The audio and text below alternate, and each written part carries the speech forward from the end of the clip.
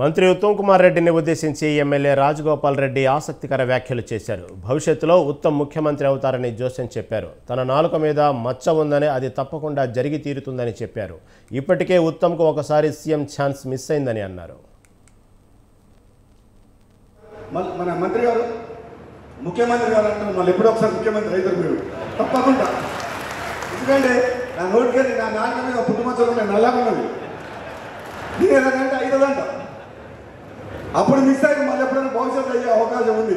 అదంతా అది నల్గొండ జిల్లా ప్రజలు మీరు మంత్రి అయ్యారు, మీరు అన్నీ ఇంకా మంచి స్థానాలు పోవాలని కోరుకునే మంచిగా మీరు చెప్తున్నారు. మీ సోదరంగా ఈ కాలువల మీద మళ్ళొక్కసారి మీరు డిపార్ట్మెంటల్గా కూడా మళ్ళొక్కసారి మీరు టైం ఉన్నప్పుడు రివ్యూ చేసి ఈ కాలువ డిజైన్ చేయించి గారు నేను అందరిలో చెప్తాను. ఎందుకంటే ఇక్కడ నాకు ఈ కాలువల మీద నాకు తెలిసినంత సబ్జెక్టు భవిష్యత్తు దయచేసి ముఖ్యమంత్రి గారు మన మంత్రి గారు ముఖ్యమంత్రి